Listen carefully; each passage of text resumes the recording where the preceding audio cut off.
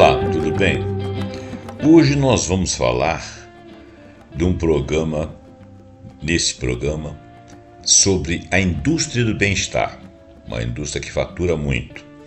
Ela cresceu muito nesses últimos anos. Nós vamos falar um pouco do crescimento, muito do faturamento. Nas interfaces nós vamos explicar alguns funcionamentos de alguns remédios, medicações sobre o organismo. Vamos falar de alguns efeitos que não são efeitos constatáveis, mas que estão dentro dessa indústria. Por fim, nós vamos falar da eficácia científica e crítica a alguns coaches, algumas mentorias dadas, principalmente na internet, de produtos que não têm eficácia comprovada. E um pouco das instruções dentro das pesquisas que eu fiz, para você mais ou menos sacar quais são as falas que induzem você a fazer uso de produtos que não têm como finalidade princípio ou por outra, que não tem a eficácia que seria a finalidade do produto para aquele mal que você está tentando tratar. E muitos vêm com aquelas aspas de produto natural. Alguns são fitoterápicos. O fitoterápico ele é uma coisa da natureza, assim como os sintéticos também são produzidos a partir de produtos da natureza. Então eles podem ter eficácia sim, como podem não ter eficácia porque são apenas crenças, mas podem ter efeitos colaterais porque eles na realidade agem no organismo.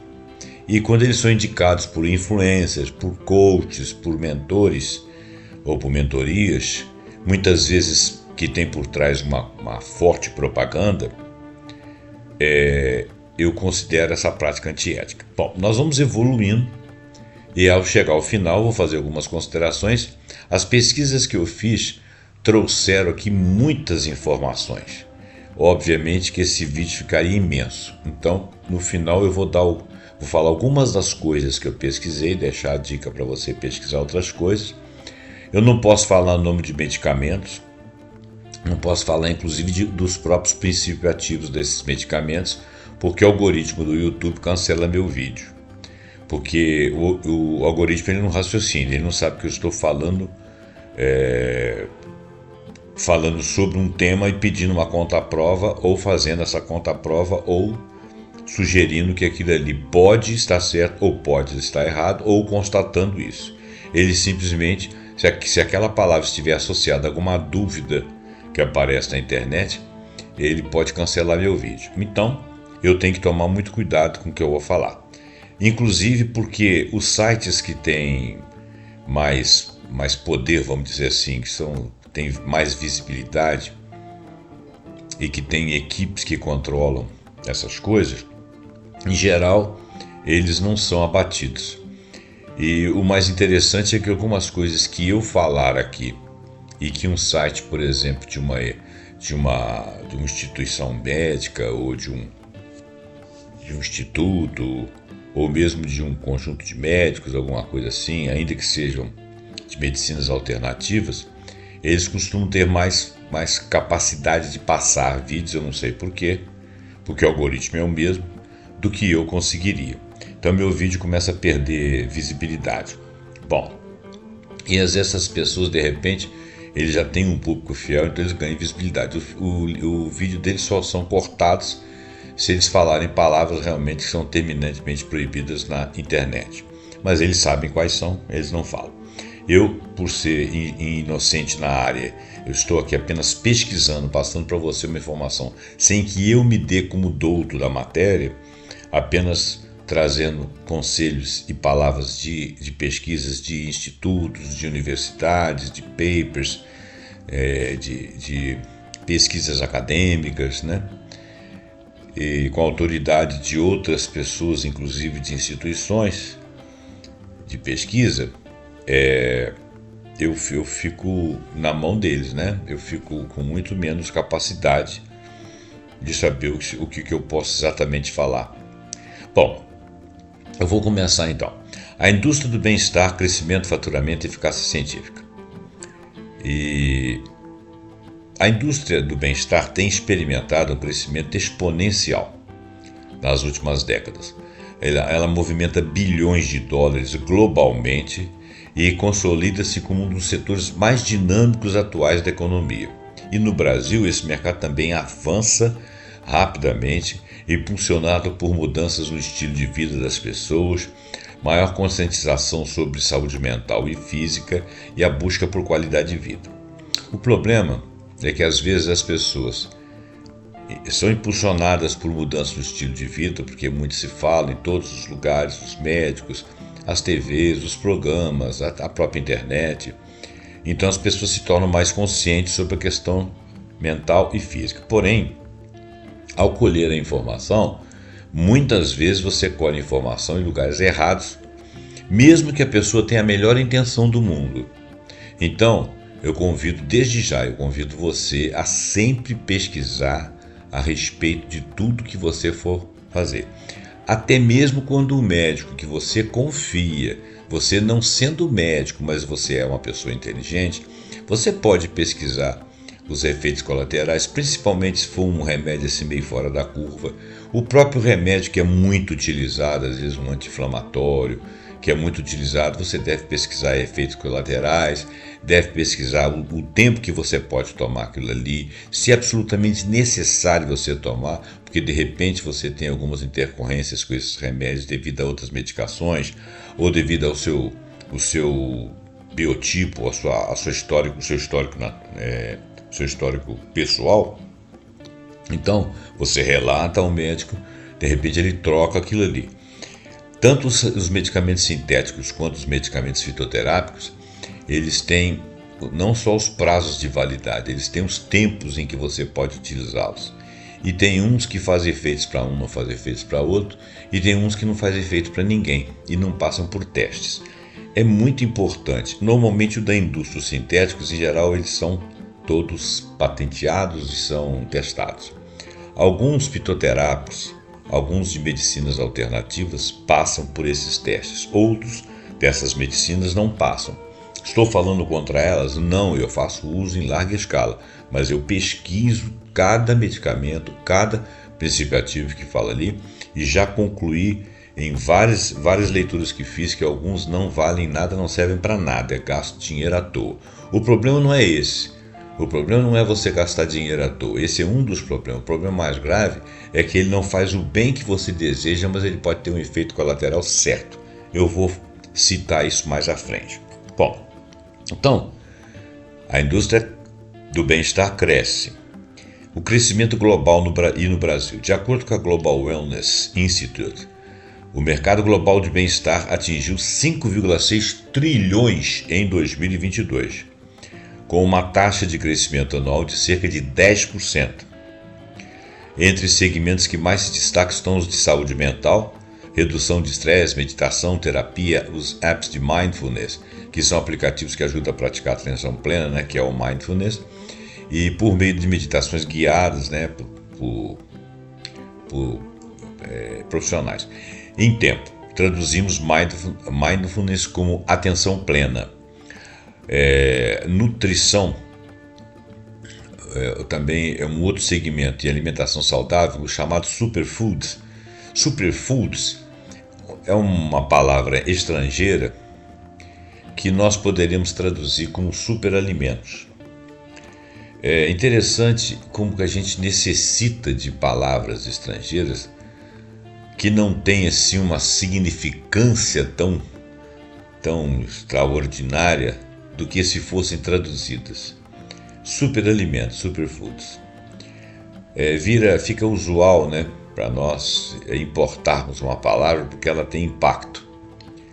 Mas nesse caso de superfoods aqui é uma bobagem, porque é apenas superalimentação. Que superalimentos são esses? Nós vamos falar. Bom, então, superfoods são alimentos naturais com alta densidade nutricional, por isso são chamados superalimentos, ou seja, com muitos nutrientes por poucas calorias, suplementos e dietas funcionais. Então, olha bem, a nutrição, a alimentação saudável com os tais superfoods, parará, e os suplementos e as dietas funcionais. Então, é o segundo grupo de coisas. A primeira é a saúde mental, segundo Nutrição Saudável. Agora nós vamos falar de atividades físicas e fitness. Então, olha bem, os 3 segmentos que mais se destacam no crescimento nesses últimos anos são a saúde mental com redução do estresse, nutrição e alimentação saudável com superfoods, entre outros, fitness e atividades físicas. Bom, o que seria exatamente o fitness e as atividades físicas? São os treinos online, que às vezes você não pode ir na academia, mas tem algum instrutor online. Wearables, que são os rastreadores de condicionamento físico, que você coloca em contato com o seu corpo para ele poder rastrear pressão, quantidade de glicose, etc. Academias boutique. Olha bem, o que são academias boutiques? São espaços fitness de luxo que oferecem experiências personalizadas e exclusivas. Elas se diferenciam das academias tradicionais por focar em um nicho específico de público. Mas daqui a alguns anos, esse chamado luxo aí, essa boutique aí, da maneira como é isso, porque tem personalização, serão práticas de todos. Então essa ideia da boutique ela vai ser incorporada aos parâmetros do bem-estar, ao bom tratamento de saúde. Então hoje é visto como o privilégio de quem pode pagar mais, então tem uma coisa personalizada.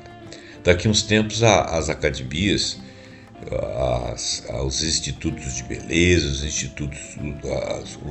institutos médicos, os próprios médicos vão tratar personalizadamente as pessoas, porque você não toma só medicamentos que fazem bem para você e não fazem para outros.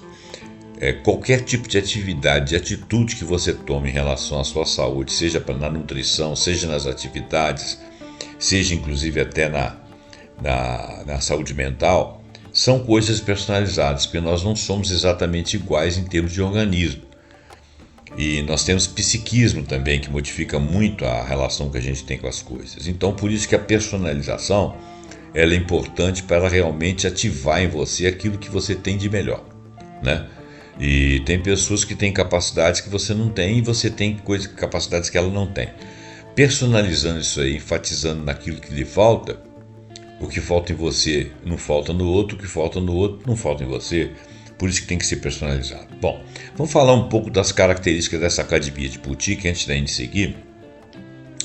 Elas têm uma tecnologia avançada, elas têm equipamentos de última geração para a prática de atividades físicas, elas têm serviços personalizados, conforme eu acabei de falar, que tem um atendimento personalizado por excelência. Elas têm uma certa comodidade, elas têm aquele lounge para relaxamento, elas têm cafeterias, barzinhos e outros espaços para socialização. Isso aí hoje é visto como frescura e privilégio, mas daqui a uns tempos vai ser incorporado. O ambiente é altamente acolhedor, é uma atmosfera intimista que faz as pessoas se sentirem especiais e parte de uma comunidade que está ali se cuidando, que tem esse status para fazê-lo, mas esse status daqui um pouquinho vai ser de todos. Belezas e cuidados pessoais, porque cada um tem uma coisa a ser corrigida, cada um vai usar um tipo de cosmético ou um skincare científico, que são aquelas rotinas de cuidado com pele, por exemplo. E o turismo de bem-estar. Então, nós falamos da saúde mental, dos segmentos que se destacam: saúde mental, nutrição e alimentos, fitness, falamos da boutique lá, Parará, e agora o último, turismo de bem-estar, são os spas, os retiros de yoga, os hotéis focados em saúde, as tais boutiques, né, que nós falamos, podem ser resorts de bem-estar também, hotéis com spa ou hotéis que promovem o contato com a natureza, com animais, cavalgadas. Bom, então isso também tem crescido, esse turismo de bem-estar. No Brasil, o mercado do bem-estar movimentou aproximadamente 240 bilhões de reais em 2023. Segundo a Euromonitor International, o país é um dos líderes na América Latina, com destaque para yoga e meditação, que é uma coisa que brasileiro adota mesmo, ser crescimento de 20% ao ano, e os suplementos alimentares, que tem uma verba de 10 bilhões que ele movimenta só no ano de 2023. Os suplementos alimentares mais comuns para quem faz fitness são o whey protein, a creatinina, os BCAAs, as vitaminas, os minerais, o tal ômega 3 e a glutamina. A creatina é um suplemento que pode ajudar a melhorar a performance física e ganho de massa muscular, mas a gente tem que tomar um pouco de cuidado com a creatina, né?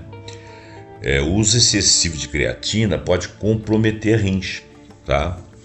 E o consumo exagerado da creatina pode sobrecarregar também o fígado. Então, é importante ter orientação do profissional para você fazer o uso da creatina e ganhar massa.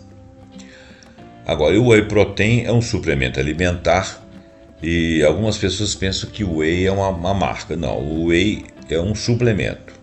Existem vários suplementos, várias marcas desse suplemento. E o whey protein, na realidade, ele é um produto derivado do soro do leite. É onde ele retira uma quantidade razoável de proteína. Então vem aqueles frasquinhos lá com tantos gramas de proteína e tal. As academias e os treinos online tiveram uma expansão muito grande durante a pandemia e mantiveram-se essa expansão, principalmente os treinos online. E também as terapias alternativas, que ganharam muito corpo nesses últimos anos: a acupuntura, a aromatoterapia, que são reguladas pelo SUS em alguns casos, são aceitas como terapias válidas. Bom, agora, o que disso tudo tem eficácia científica? Então a gente vai falar de algumas práticas, e muitas práticas e produtos do setor do bem-estar são respaldados pelas pesquisas, pela ciência, enquanto outros carecem de comprovação robusta. E fica aquela coisa do boca a boca, é o histórico, é uma tradição mexer com aquilo, às vezes é de uma cultura fulana, às vezes de uma cultura ciclana, sem demérito para ninguém e sem ser dogmático na ciência. O fato é que o volume de porcaria que aparece na internet e na própria TV falando besteira demanda que a gente se proteja. Então, hoje em dia, tudo que é ventilado, a gente tem que pensar se vale a pena. Porque principalmente essas coisas alternativas, das quais eu faço muitas vezes uso, não estou metendo pau, mas eu sempre pesquiso, essas alternativas são sempre coisas caras, muito caras. E se você não tem certeza de que aquilo faz o bem que é anunciado, você pode ficar em dúvida também se aquilo não faz um efeito um colateral maléfico que não é anunciado, tá bom? Vamos começar falando de meditação e mindfulness. Para começar, vamos definir as diferenças.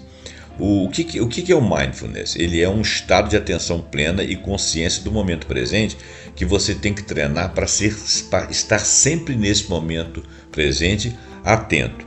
Isso aí ajuda muito a gente, nós vamos ver por quê. O que é meditação? Meditação já é uma outra coisa, ela é uma prática formal para cultivar atenção plena e foco. O mindfulness, ele é praticado todo dia. A meditação você vai para um local e faz. São coisas diferentes. Qual que é o objetivo do mindfulness? Atender a um momento presente sem julgamentos e absorver, estar ali ligado com atenção total naquela coisa ali para você absorver o máximo e dar solução e continuidade.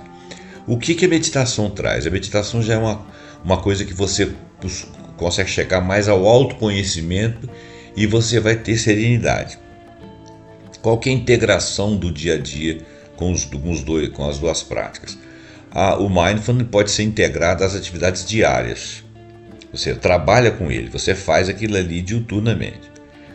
Normalmente, na meditação, você tem que ter um tempo certo para fazê-lo e um local que você possa fazer aquilo ali sem ser interrompido. Perceba o seguinte: mindfulness não é meditação. Meditação é uma prática solitária num determinado local, num determinado tempo, de preferência periódico, para você treinar esse envolvimento com o seu ser, com o seu interior. O mindfulness é você desenvolver a capacidade de estar atento aos fatos, sem uma distração que não seja razoável, sem que nada te interrompa e você possa ter você possa fazer uma sequência de eventos comprometido. porque você vai fazer aquilo ali vai terminar e você vai mudar de assunto, então você vai ter mais tempo para descansar, você fica menos dispersivo, com mais capacidade de memória e com mais tempo disponível para você parar de pensar naquela determinada coisa. Então, você pode aprender, obviamente, a praticar meditação, e o mindfulness realmente também você pode aprender. Às vezes tem pessoas que conseguem fazer essas coisas sozinhas, mas tem sempre alguém que te dá uma dica aí.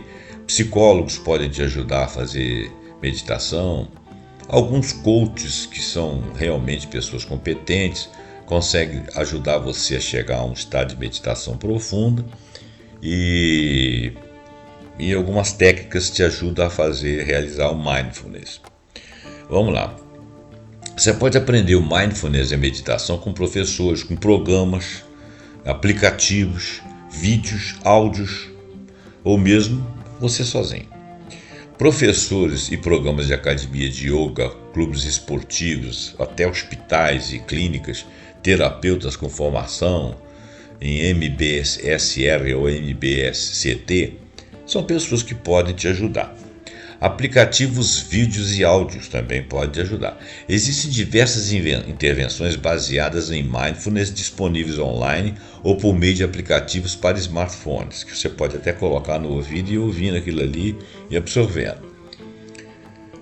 Todos que ensinam isso são bons? Não, você tem que saber separar o trigo do joio, né? Mas, em geral, a prática do mindfulness e da meditação não tem qualquer contraindicação. Voltando então, o mindfulness e a meditação são comprovadas? Sim, são comprovadas. Estudos mostram que a meditação reduz o cortisol. O cortisol é aquele hormônio esteroide que atua em diversas funções do corpo. Ele regula o metabolismo, a pressão arterial, o humor, e ele é uma resposta ao estresse. Então, olha bem, é comprovado. A meditação reduz o cortisol, melhora a plasticidade cerebral. Eu vou falar um pouquinho sobre plasticidade cerebral. Porém, antes, uma pesquisa da Harvard Medical School de 2011 demonstrou que 8 semanas de mindfulness aumentam a densidade de massa cinzenta do cérebro, ligada à memória e ligada à regulação emocional. Então, o mindfulness ele ajuda na sua memória e ajuda você a estar mais estável emocionalmente. Vamos falar um pouquinho de plasticidade cerebral. É uma coisa que a gente não sabe no nosso dia a dia, né? A plasticidade cerebral é uma capacidade que o cérebro tem de se adaptar e ir se remodelando em resposta a experiências novas. Remodelando assim, ele aceita modificar a sua ação e sua atividade baseada em experiências novas, estímulos e ambientes novos. E essa plasticidade ela é tão importante, por exemplo, quando você viaja, o fato de você ter essa característica de ter plasticidade cerebral, você começa a absorver, você começa a ter percepções e absorver formas de vida de uma outra forma. Isso muda o seu humor, muda a sua disponibilidade, muda inclusive a sua criatividade, muda a sua visão de realidade.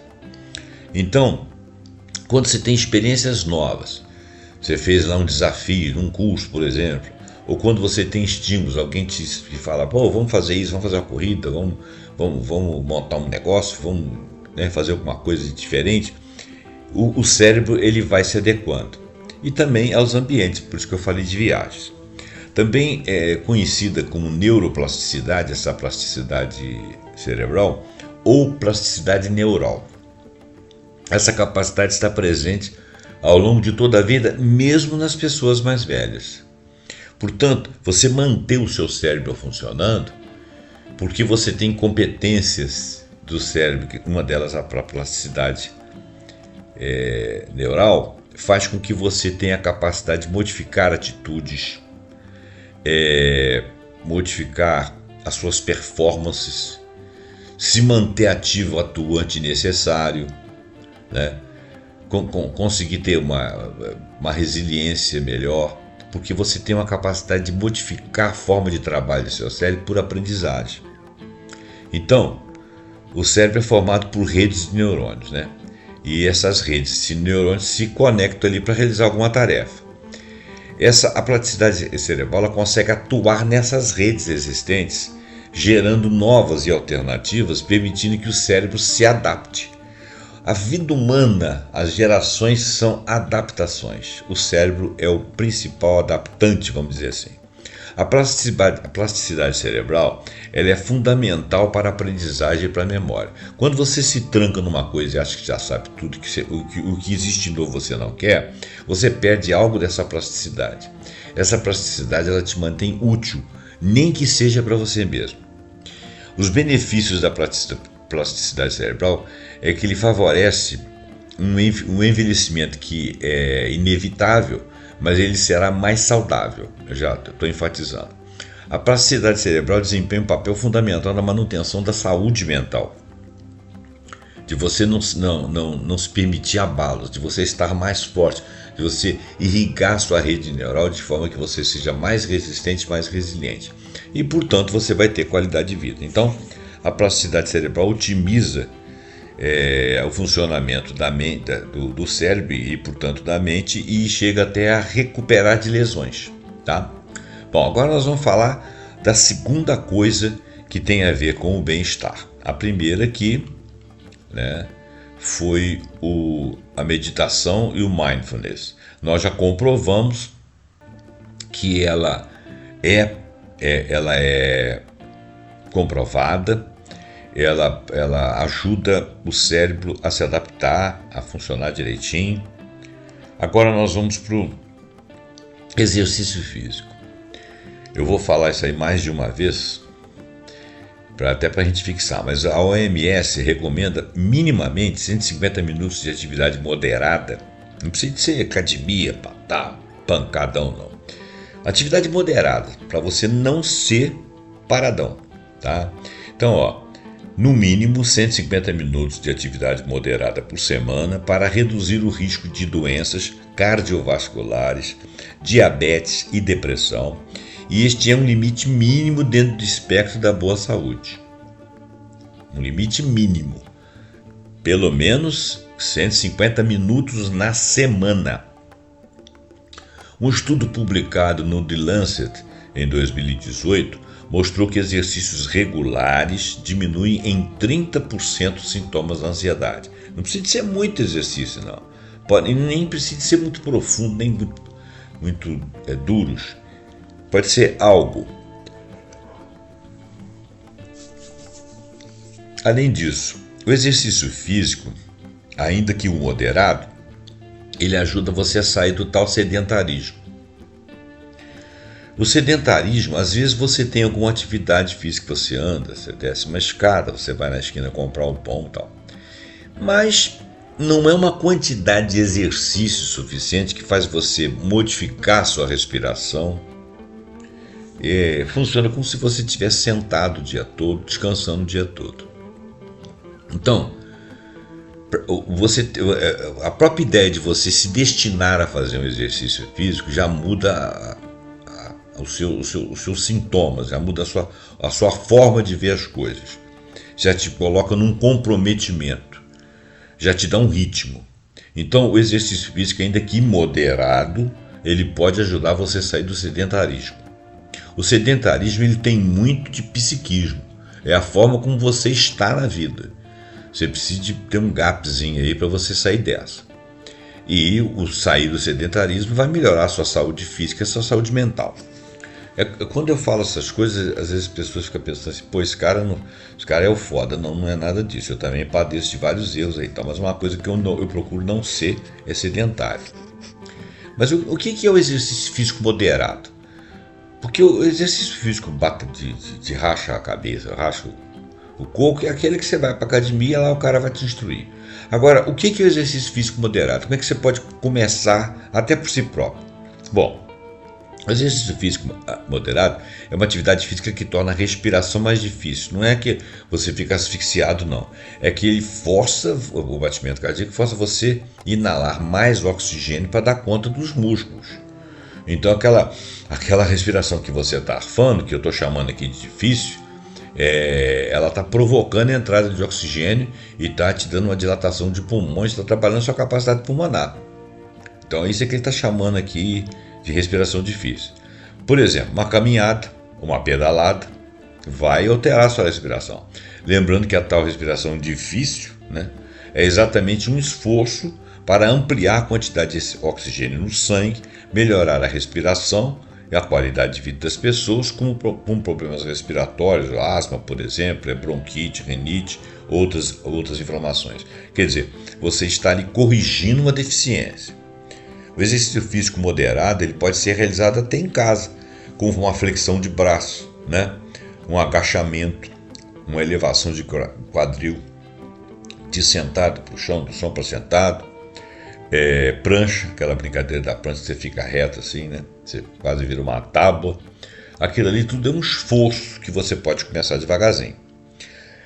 Quais são os benefícios? Bom, ele ajuda a controlar peso, fortalece músculo, melhora a circulação sanguínea, melhora o aporte de oxigênio, previne doenças coronarianas e acidentes vasculares cerebrais, melhora a saúde mental, porque ele te dá um ritmo, te dá um foco, ele reduz os sintomas de ansiedade e depressão, melhora a saúde cognitiva, né, a capacidade de você relacionar as coisas, melhora o sono, pode reduzir a incidência de alguns tipos de câncer, pode reduzir a incidência do diabetes 2. Não me pergunta como o exercício físico diminui a possibilidade de câncer e a possibilidade de incidência do diabetes 2, que eu não vou saber dizer.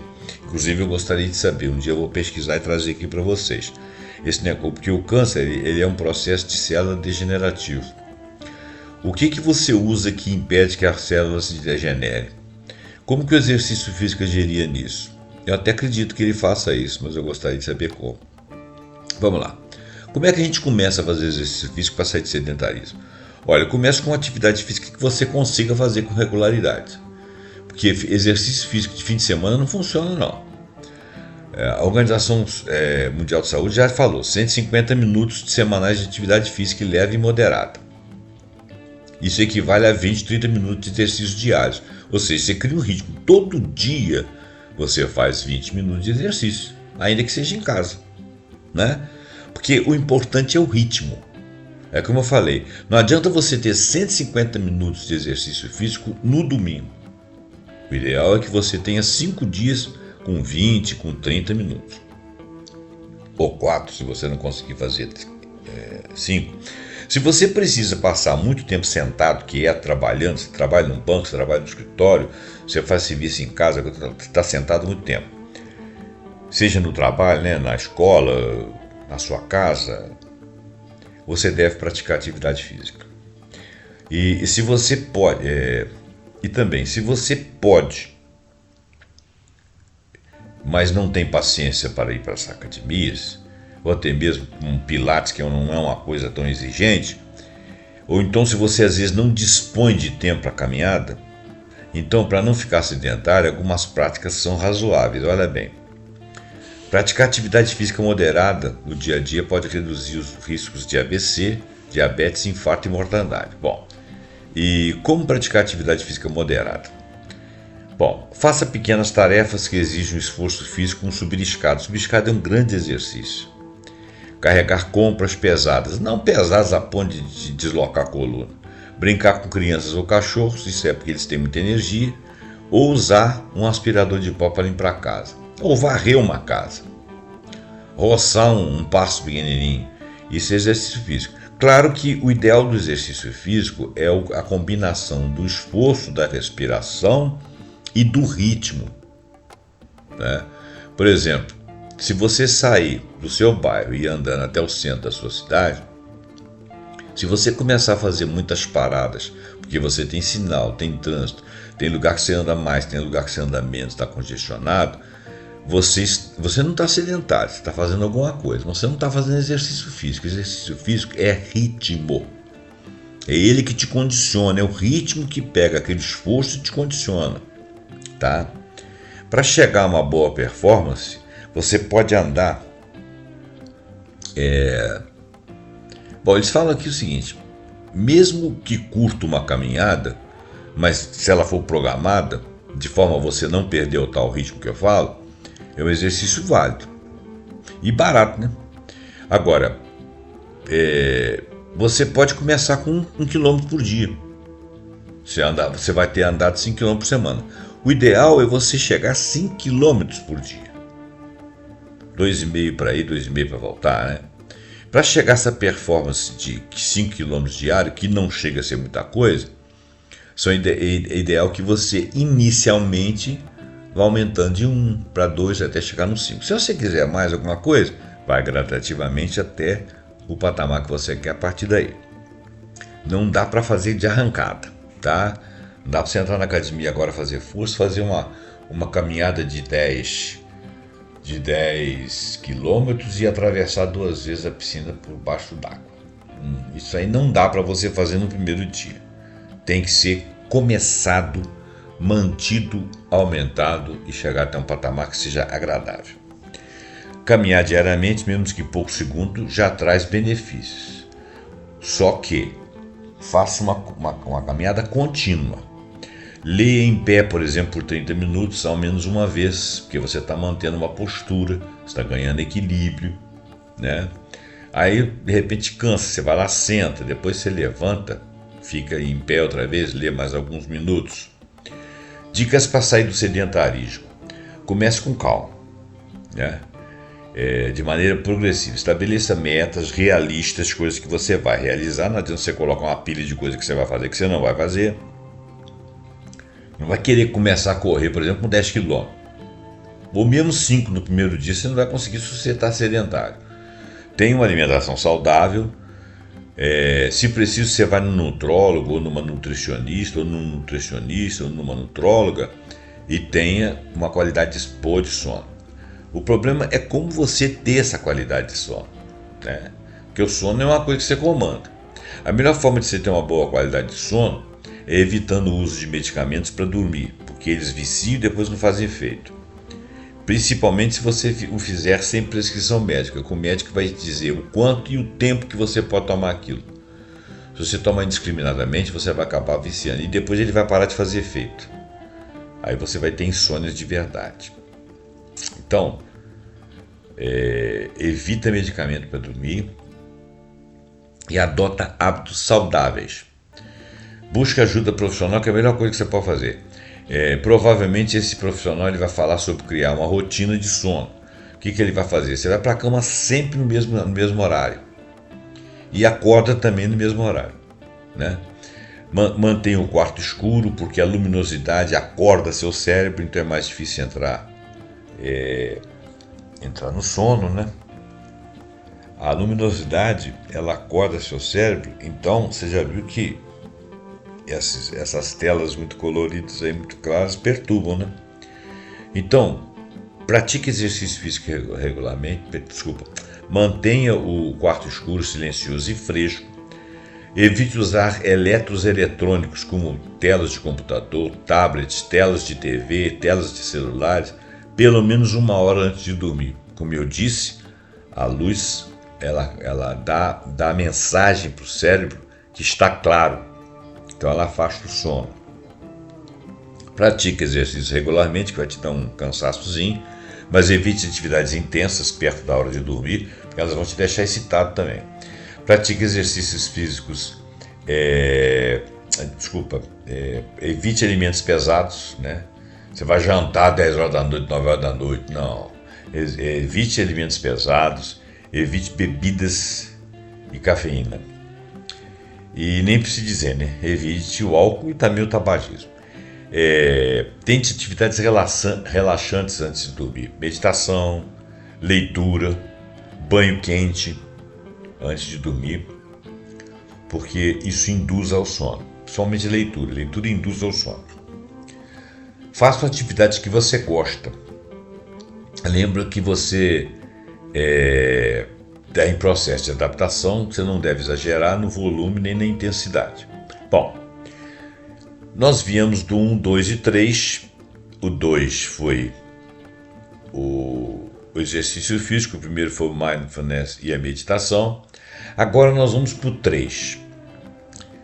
Então, o que nós falamos de exercício físico? É comprovado cientificamente. Agora vamos ver se as dietas baseadas em plantas e os tais superfoods são comprovados. Sim, são comprovados. Alimentos como chia, quinoa, cúrcuma têm benefícios validados. A Universidade de Harvard comprovou que a curcumina ela é presente, é uma quantidade isolada da própria cúrcuma, ela tem efeitos mais intensos e efeitos anti-inflamatórios. De fato tem, é comprovado. O azeite de oliva extra virgem está associado à longevidade em pesquisas como a do ProDimed de 2013. São fatores comprovados. Agora vamos falar um pouquinho de superfoods, para a gente saber aquilo que é comprovado e o que significa isso mesmo. Bom, superfoods são superalimentos, ok? Já falamos sobre isso. Então são alimentos naturais, nutritivos, e é por isso que são chamados de super, pode ajudar na melhora da saúde. Eles estão presentes em diversas culturas e podem ter frutas, vegetais, grãos, óleos, entre muitas outras coisas. Exemplos desses superalimentos: abacate, maçã, banana, mirtilo, açaí, babas, goji. Olha só. Entre as frutas, superalimentos são abacate, maçã, banana, mirtilo, açaí, bagas, goji. Certo? Entre as leguminosas, feijão, ervilha, lentilha e grão de bico. Entre as oleaginosas, castanhas de uma maneira geral, nozes e linhaça. Entre os grãos, a própria aveia. Os laticínios, o iogurte, que é rico em cálcio e proteínas. Chocolate. O chocolate amargo, principalmente, 70% de cacau por aí, ele pode ser considerado uma superalimentação. Óleos. O azeite de oliva extra virgem e o óleo de coco são extremamente importantes para o organismo. Outros, espinafre, brócolis, alho, cebola, abóbora, soja, tomate, algas como espirulina. Então, o que são superalimentos? A boa parte das coisas são superalimentos. O negócio é você concentrar e saber comê-los. Então, o que os superalimentos têm? Eles são ricos em vitaminas, minerais, fibras e compostos bioativos, né? Muito pouca coisa que você olhar que você come aí é superalimento. Não é superalimento. Agora presta atenção. A gente come muita porcaria que não é superalimento, tá? Então, é uma coisa comprovada. Para promover a saúde e bem-estar, é importante ter uma variedade desses nutrientes na alimentação e não apenas um grupo deles. Então você está sempre trocando. Tem gente que come muita aqueles grãos, né? Granola, etc. É muito bom. Agora nós vamos para o número 4. Comprovação das terapias alternativas e as evidências. Olha, a acupuntura, ela tem sido reconhecida pela OMS para a dor crônica e enxaqueca. Tem muita gente que está brigando com isso aí. Eu vou falar um pouquinho de acupuntura, tá?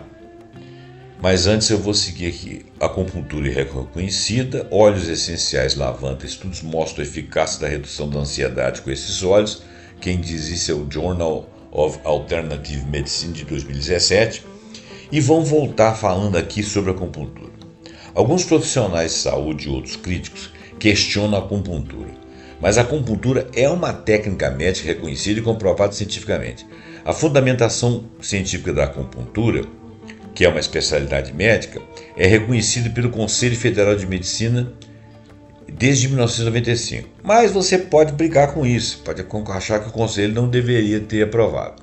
Bom, mas a acupuntura é respaldada por pesquisas científicas. Então, a OMS e a Anvisa, e o governo e os cientistas aqui no Brasil aceitam a acupuntura com validade científica. A OMS reconhece como um tratamento eficaz para diversos problemas de saúde. Agora, olha bem, nós temos que ver se existe cura. Estudos clínicos comparam a acupuntura com outros tratamentos disponíveis para uma determinada doença, por exemplo. Um estudo publicado no Journal of Evidence-Based Complementary and Alternative Medicine de 2017 indicou que a acupuntura ela pode reduzir estresse e melhorar a qualidade de vida. Estes e outros estudos têm mostrado que a acupuntura pode influenciar problemas emocionais e mentais.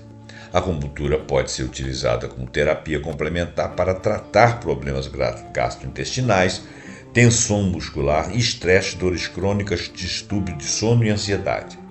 No entanto, não há afirmativas peremptórias de que ela cure alguma doença, sendo técnica apenas complementar no tratamento das doenças, e dessa forma ela é reconhecida. Suplementos, é o 5. Qual a validade? Olha, a vitamina D, estudos associam sua deficiência a um maior risco de depressão.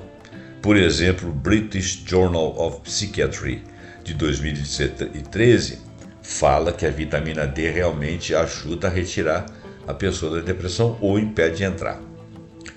A insuficiência, inclusive a insuficiência de vitamina D, gente, pode causar problemas ósseos, fraqueza muscular, problema de pele e aumentar risco de problema de coração, né? Doenças crônicas.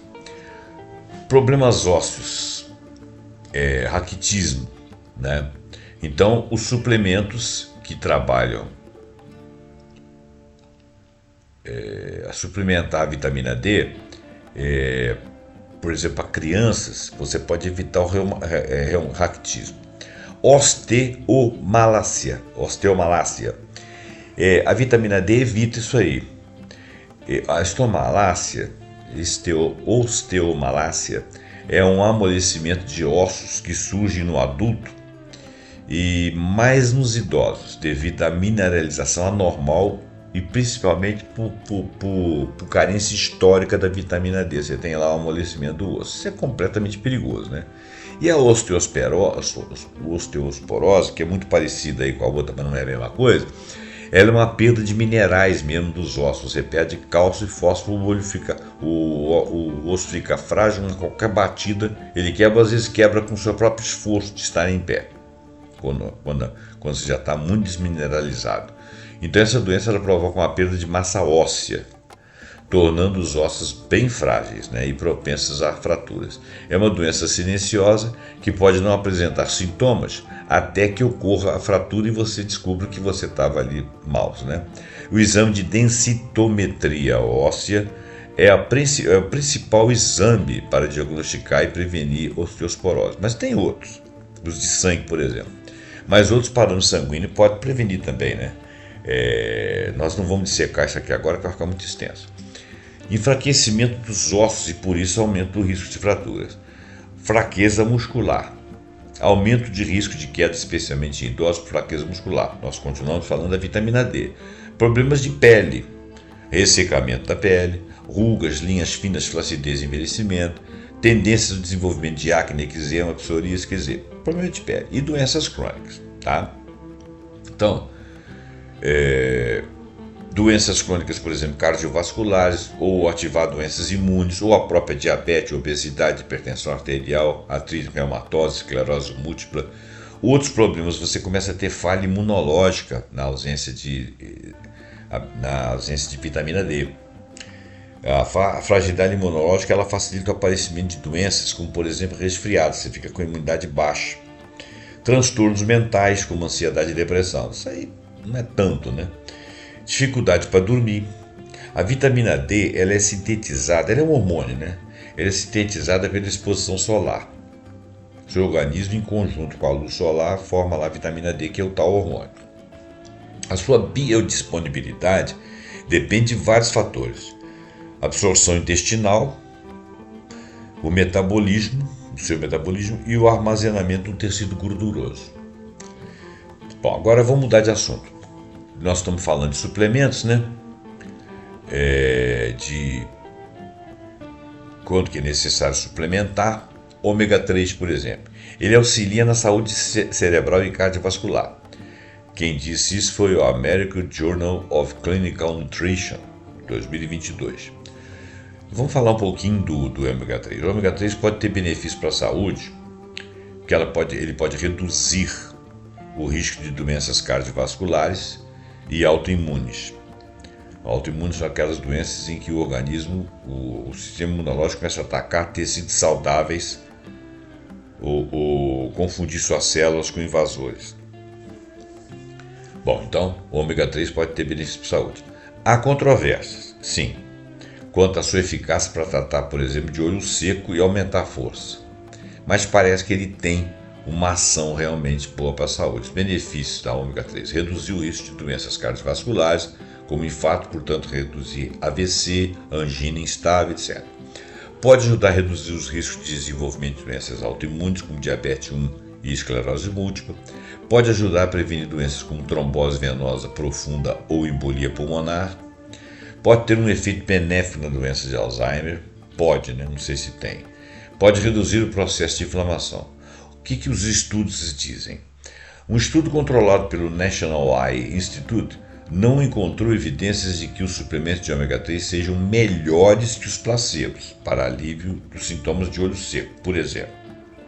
Agora, uma pesquisa da Unicamp e da USP não encontrou evidências científicas sólidas que embasem a recomendação da suplementação alimentar de ômega 3 para adultos ou idosos saudáveis.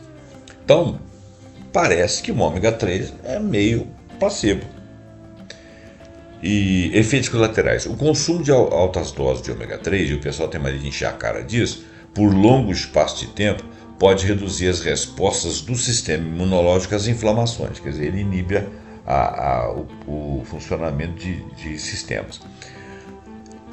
Isso está dito aqui, você pode pesquisar, alguém pode discordar disso aí. Muito se fala de ômega 3, mas as pesquisas não estão dizendo que ele tem uma ação melhor do que o placebo.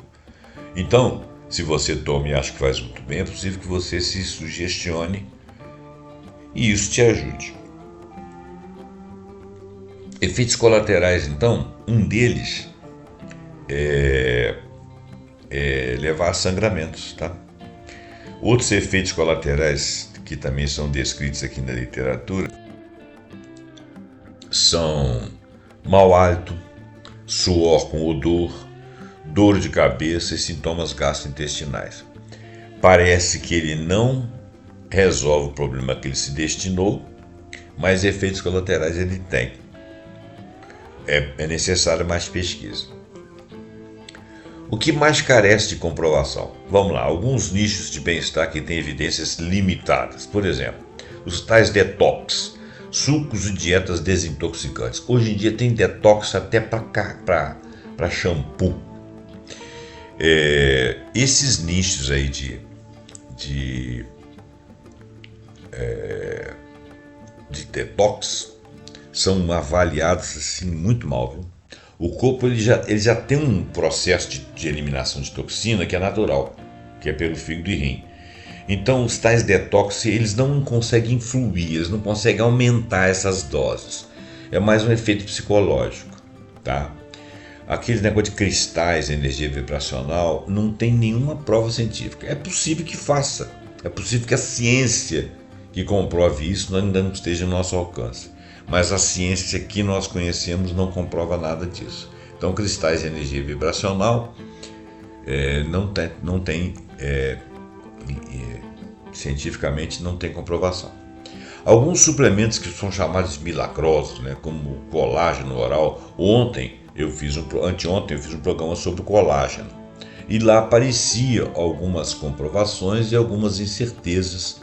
Portanto, esse estudo aqui está dizendo que o colágeno oral, por exemplo, para a pele não tem efeito, mas ele não falou do colágeno de uma maneira geral.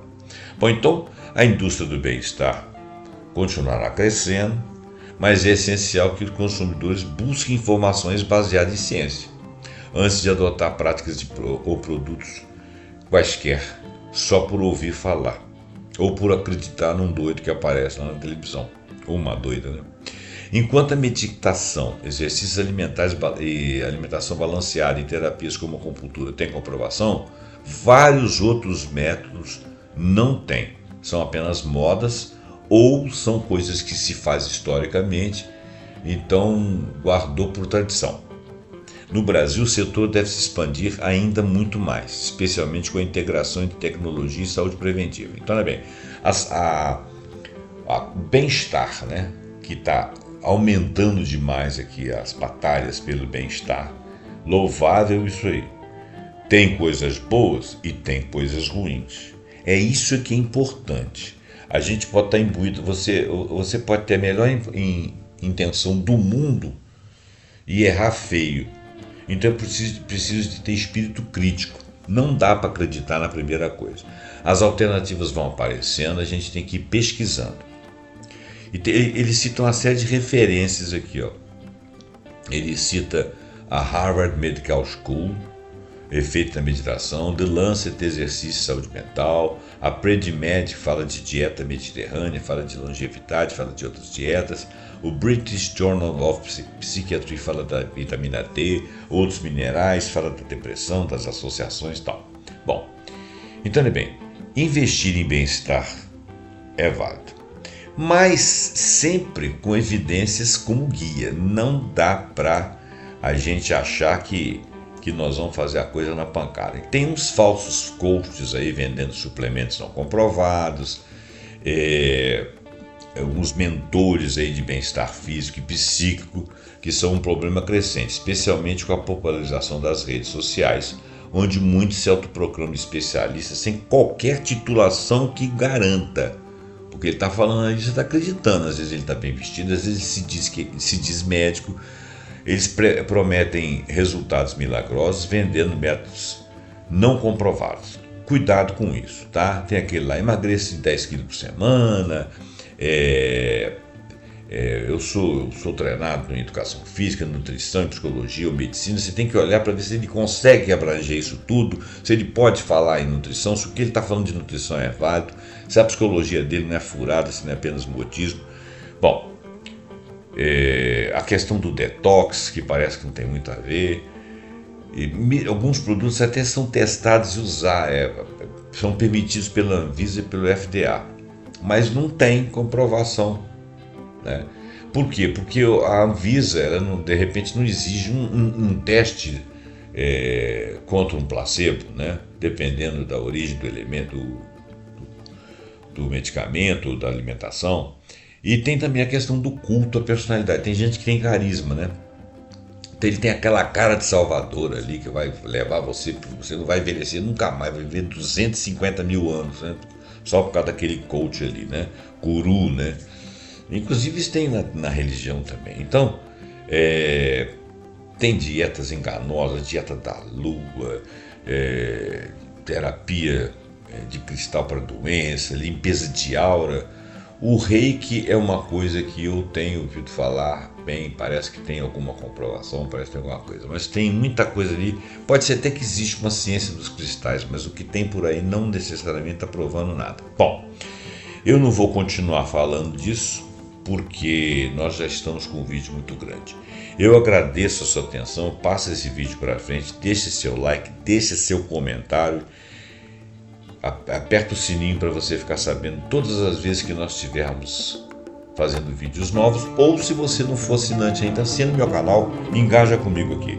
Muito obrigado, até o próximo programa pontuando com algum assunto que nós acharmos muito interessante. Até lá.